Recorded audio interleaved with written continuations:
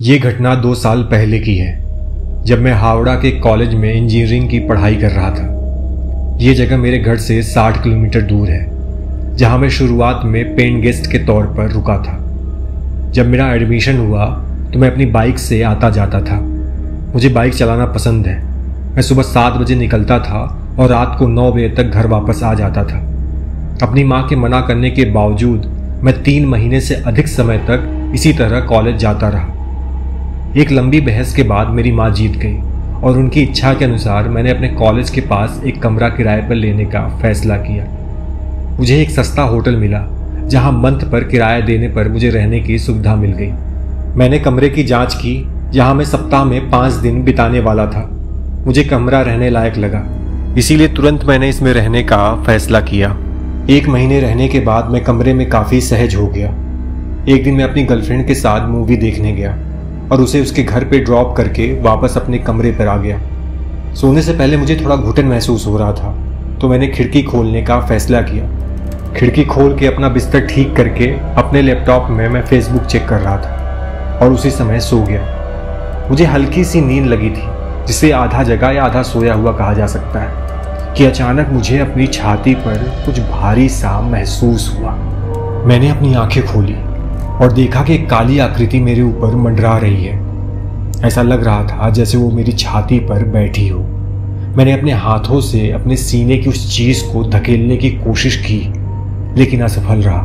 फिर उठने की कोशिश की, लेकिन फिर ऐसा लगा कि जैसे मैं अपने शरीर के किसी भी हिस्से को हिला नहीं सकता। मैंने पूछने की कोशिश की कि आप कौन हैं, लेकिन मेरे मुंह से आवाज नहीं निकल रही थी। इस बीच मेरी छाती पर वजन बढ़ता जा रहा था। मैं मन ही मन भगवान शिव की प्रार्थना करने लगा। फिर मैंने हनुमान चालीसा का पाठ करना शुरू किया।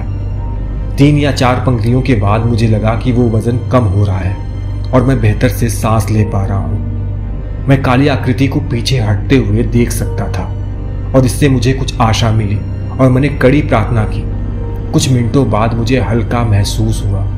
वो काली आकृति खिड़की से बाहर चली गई। जैसे ही वो चली गई, मैंने आगे झुक कर करके देखा और मैंने जल्दी से बिस्तर से कूद कर खिड़की बंद कर दी। फिर रोशनी चालू कर दी।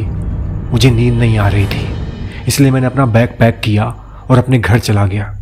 सुबह 4 बजे मेरी माँ मुझे देखकर आश्चर्यचकित रह गई, लेकिन जब मैंने उस घटना के बारे में बताया तो उन्होंने तुरंत पूजा का दीपक जलाकर मेरे लिए कुछ प्रार्थनाएं की।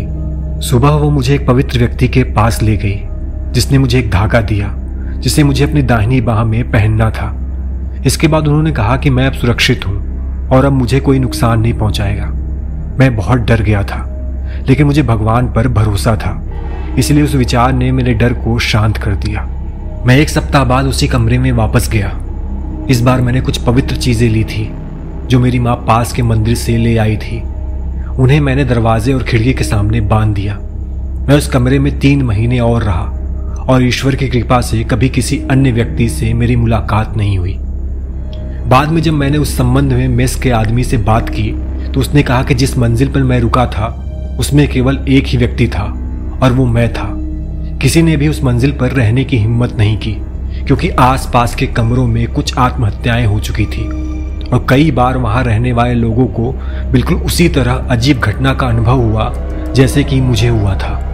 अब भी मैं ये सोचकर असमंजस में हूँ कि वो कौन सी शक्ति थी जिसने उस रात मुझे परेशान करने की कोशिश की थी। और दूसरी बात यह है कि मैं उस घटना से पहले काफ़ी समय तक वहाँ रहा था और मुझे कभी कोई डरावनी बात महसूस नहीं हुई थी। शायद ये कोई काली आत्मा थी जो मुझ पर कब्जा करना चाहती थी।